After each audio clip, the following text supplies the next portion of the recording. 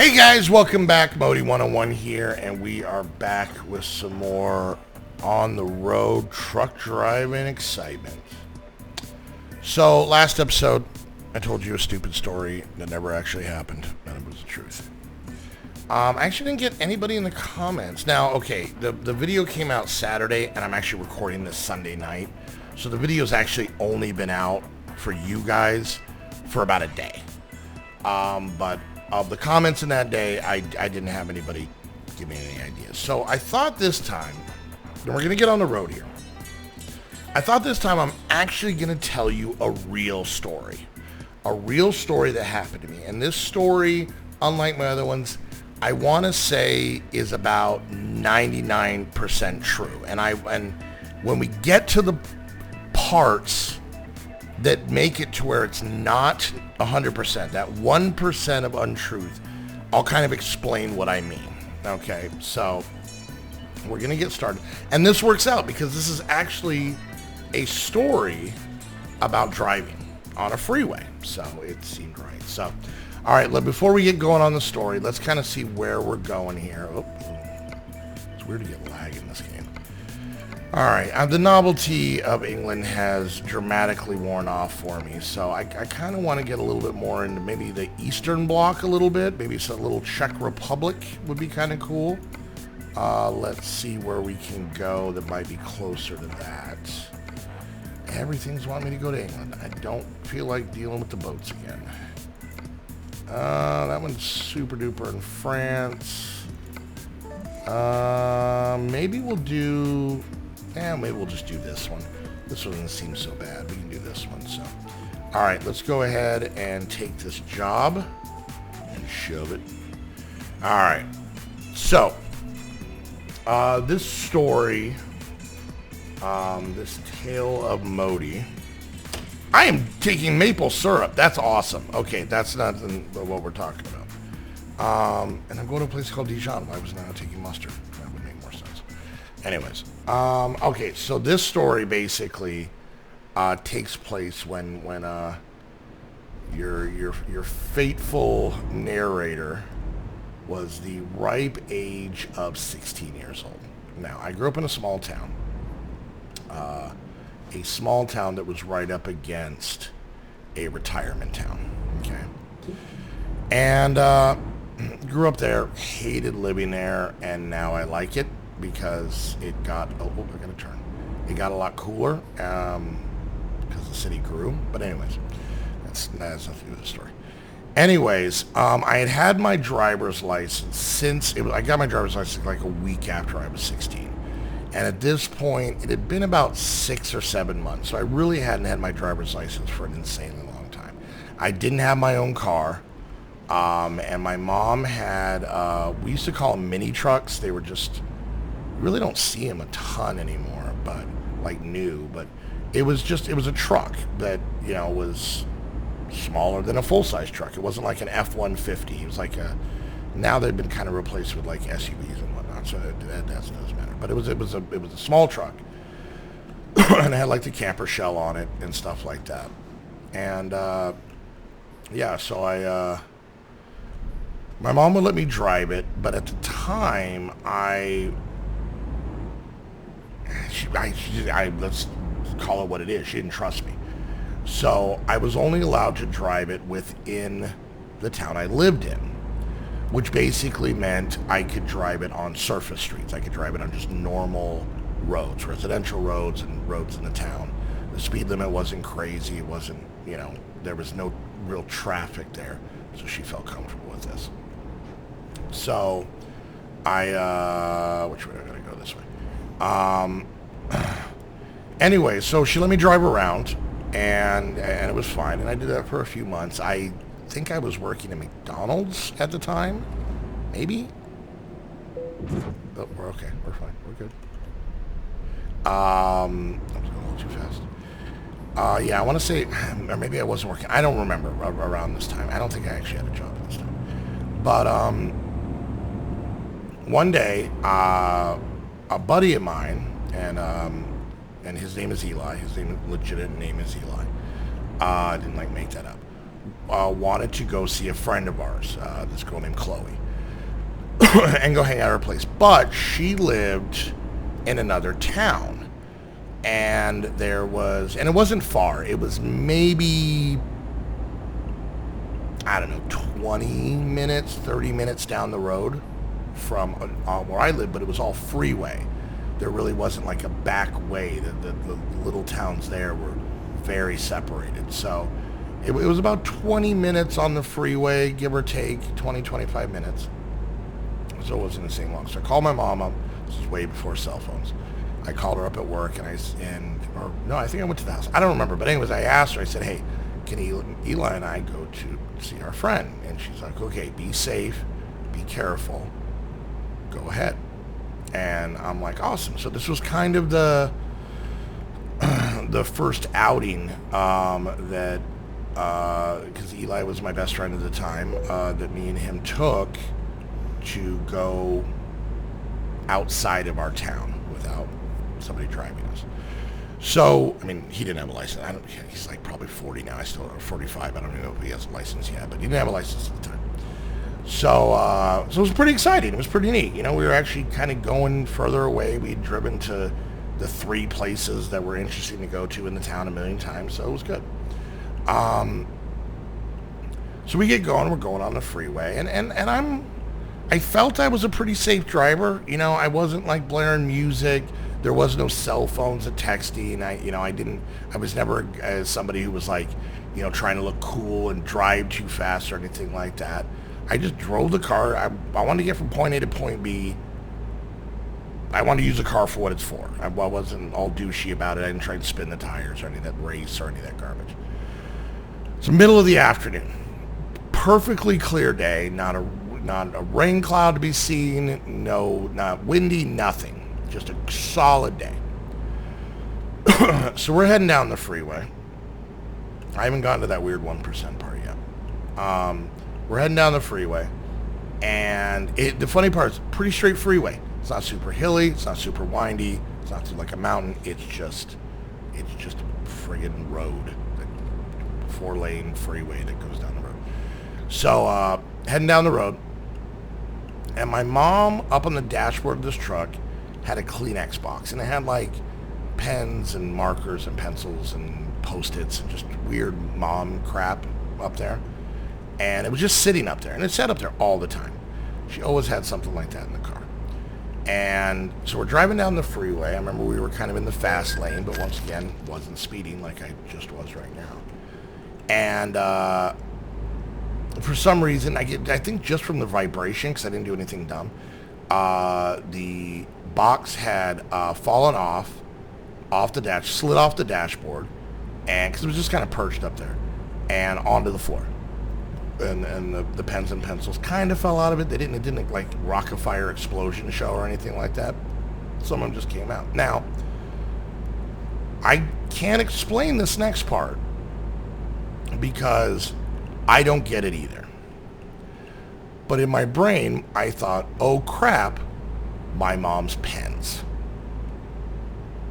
So, instead of letting Eli, the gentleman who wasn't driving the car, reach down and pick them up, which would have been as simple as saying, hey, Eli, could you pick up those pens? Eli was a good guy. He was the type of guy that would pick up your mom's pens. Don't read into that. It's not dirty. I'm just saying, literally, right? So I leaned down, 3 seconds, 4 seconds at most. Scoop the pens in the box, pick up the box, put it up on the dashboard. And then all of a sudden, I notice right in front of us is a small tree. Now, trees in Arizona are a lot different, especially if you live in the Pacific Northwest or up north anywhere. We're not talking like a mighty 1,000-year oak. These are, Heather called them bushes for the first 6 months plus that she lived here. They're mesquite trees. They're like about as thick as your arm. They're not that big. Anyways, but there's one of them right in front of me, and my first thought is automatically, who the hell put a tree in the middle of the freeway? Like, who planted a tree right in the fast lane of the freeway?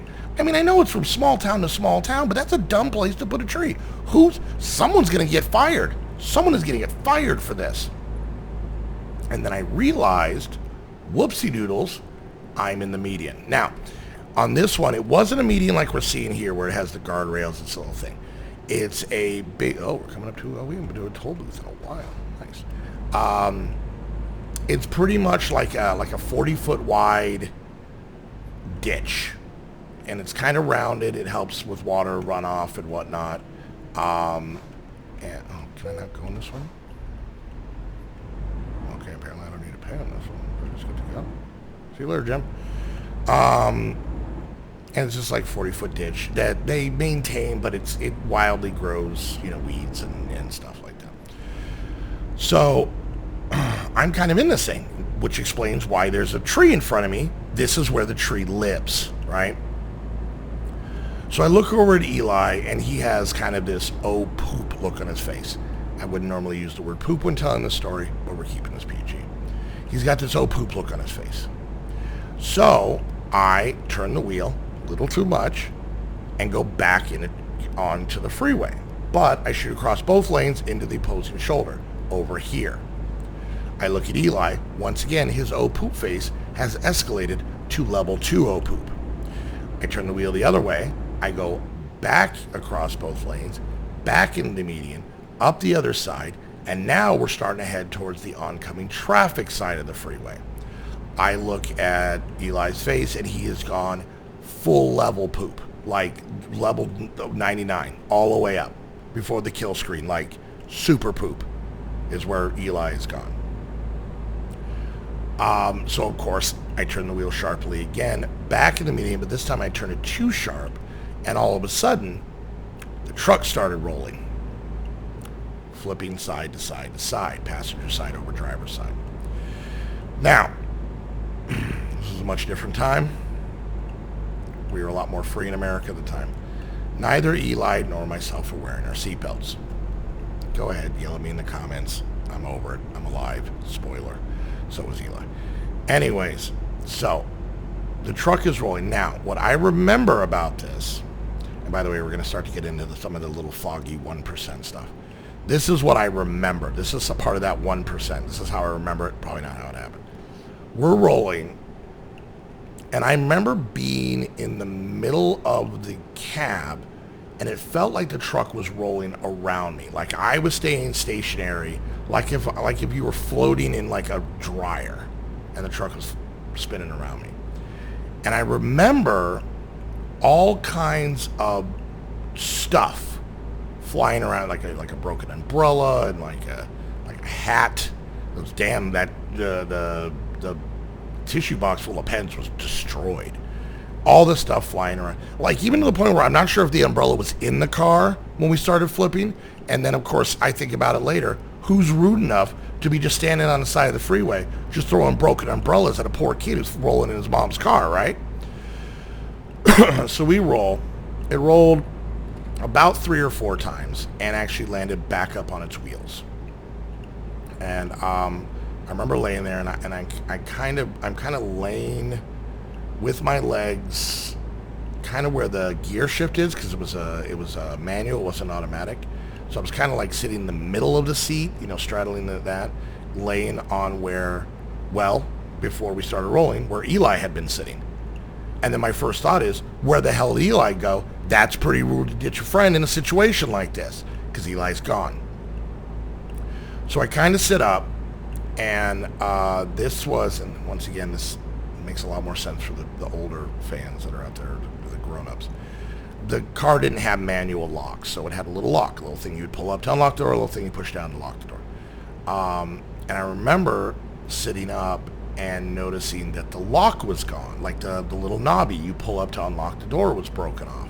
And my first thought is, ooh, my mom's going to be pissed about that.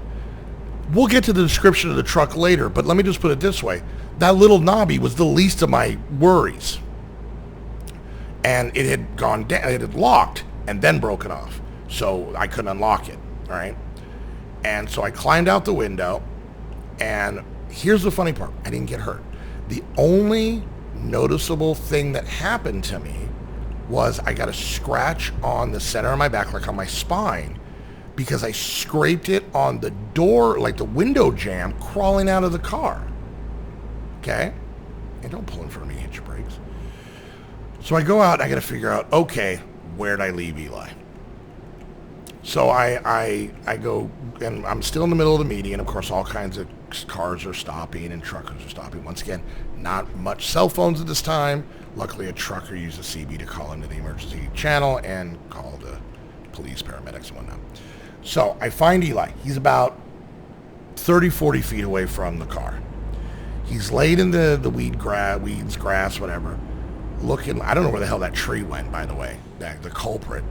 And he's laying there, and he looks, honestly, now, he had big headphones, kind of like the ones we use when we record, like I'm wearing right now, but obviously without the mic. And he had those plugged into a Discman. That's a portable CD player for you youngins.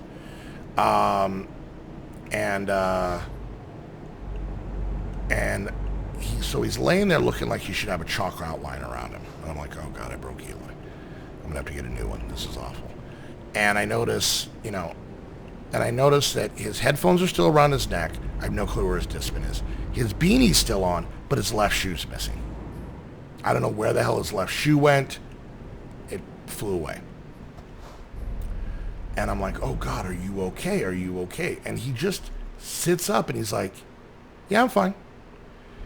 And, after kind of, sitting there kind of checking him out, seeing if he was okay, he basically had what looked kind of like a rug burn about the size of a quarter on his knee. That's it. He got whipped out of this car. He got ragdolled across the Great Arizona Interstate median area. He just got shot out. He got cannoned. And he had like a rug burn on his knee. And we couldn't figure out what rug it came from either, which was another very confusing thing. So anyways, okay. There we go. So yeah, and so we're sitting there, and we found a shoe. It was Eli's left shoe was also fine in this whole scenario. I don't think we ever found the Discman. I think we found the shoe, or maybe we found the Discman and not the shoe. I don't remember. He lost something that day besides his innocence. Anyways, so we're sitting there, and and by the way, my mom's car is trashed.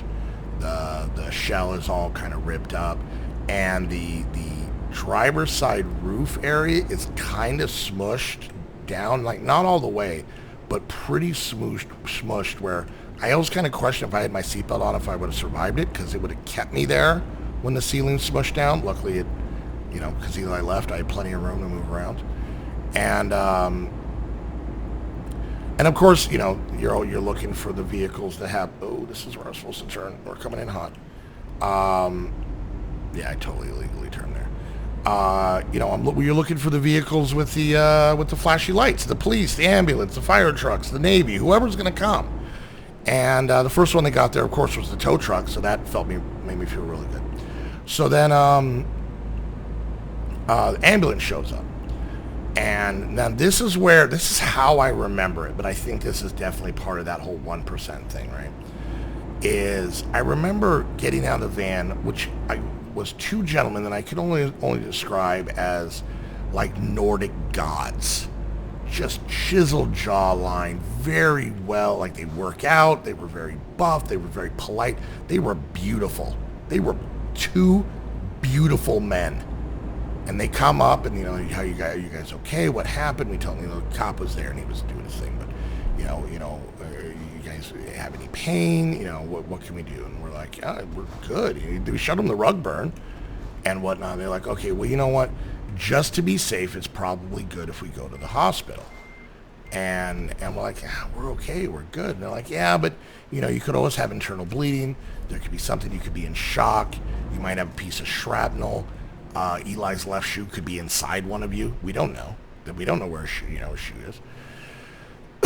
And, so they were like, all right, well, I guess we'll go. Plus, we needed a ride. We weren't driving the truck. So we get in the ambulance, right? We head out, and now this is where it gets weird, because all of a sudden, the two Nordic gods are gone. I don't know where they went, but they just disappeared, right? And we're left with just some greasy guy in the back with us who is doing his job, but he's really actively trying to get our pants off. Like, he really wants to take our pants off. And, of course, we're like, okay, you know what? How about this? We'll all keep our pants on. You keep your pants on. We'll keep our pants on. And then he's trying to stick needles in us, and we're like, okay, you keep your needles. We'll keep our needles. Let's make this a first date. All right, you're kind of jumping into second date territory there, Slim. Oh, this is gonna suck. Oh, don't hit the fence. Okay. Anyways, so yeah, so they put us in the thing. They strap us. They put me on a gurney, and then they just like weirdly like duct tape Eli to like one of those backboards, and like gave him like the crappy like side seat. This is gonna suck. The crappy like, I don't know, like side car seat thing up there. So they drive us up, and we were pretty far away from the closest hospital. So he goes to the hospital. They take me inside. The doctors are checking me out and all this stuff, And I guess they got a couple drinks at me because next thing you know, my pants were off. And yeah, so they're checking me out. And I was there, and then like the doctors were like, okay, you seem good, just hang out here. We'll have somebody with you in a bit. I'm like, all right, cool. So I'm sitting there, not, pantsless, which is very comfortable. I'm not complaining about the pantsless part. Come on, let me have this. No, go the other way, go the other way, go the other way. I do not know how to back up in these things. It does not. I always seem to go to the same direction. Anyways, so yeah, they get a couple drinks and I get my pants off. And I'm sitting there, and I'm there for probably like about 15 minutes after like all the hoopla's done, right? Why are you turning? Just go straight. And I'm sitting there, and a nurse comes in, and she's, checking some things around and some stuff. And I go, hey, where's Eli? I came in, tall kid, about this tall, rug burn on his knee, may or may not have a left shoe. And she goes, oh, I'll check. They left Eli in the ambulance. He's in there duct taped to a board. He can't move. And he's, hello? He's just doing that stuff. You know what? I don't even care about this. Anyways, so they bring Eli in. They get his pants off. It was pretty easy for him. He liked to take his pants off. The truck was totaled. Had to call my mom. She had to come pick us up. It was a weird time, and it was very interesting. But we came out fine. Luckily, my mom had insurance and was able to get a new car. She never got a truck again, but she really didn't need it. She didn't use it for that much. Plus, when you have a truck, everyone wants to help you move, or have you help them move, and that sucks. So yeah, she never got the truck again. I'm not going to tell the story, but I'm going to leave it like this. 9 months later, I buy my own car. I bought a 1963 VW Bug that needed a lot of work. The second day I got it, I had not registered my name. Did not get insurance. It had not been registered for like 6 years. Nothing, right? Eli in the car with me again. We run somewhere. We get another accident in that car. 2 days after I bought the car, Eli got in a second car accident with me. He still rode with me after that. I don't get it either. So anyway, so that's the time that I cannonballed my friend Eli out of a flipping truck on a major interstate. And I can't really remember. He might have lost his shoe. I don't remember. It was definitely up his body. I think we found the shoe, but I don't think he ever found the.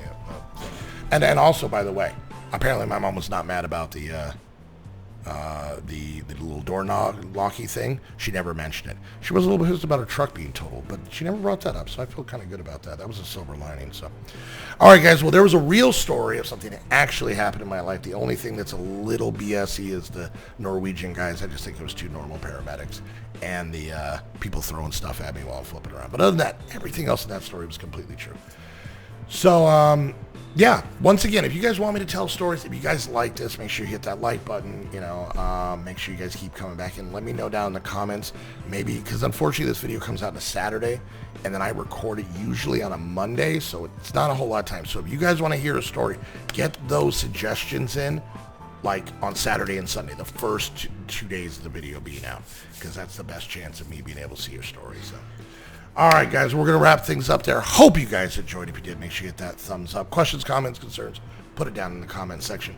Go check out my Spreadshirt shop. I added a couple new designs into my shop this week. There's a lot of cool stuff on there. I never really talk about it, but I would love for you guys to be able to get some of that gear. So go check out my Spreadshirt shop down in the description. If you look around, it doesn't cost you anything. Go browse. And if you guys want to come hang out with me and the rest of the squad, chit-chat in our Discord, hang out in our 5 Minecraft servers, get to meet all the Patreons, help support what I do while having a fun place to hang out and play. You can do that by becoming a Patreon. Go check out the Patreon link down below. It has all the information, all the different tiers, what it offers, and what you can do. And lastly, if you want to get your very own server, you know where to go. I don't even need to tell you, but I'm going to tell you anyways. Head on over to Host Havoc. Use that link down below. That way they know that you're coming from one of my videos. And yeah, until the next episode, I want to thank you guys so much for hanging out. We'll see you guys next time. Bye.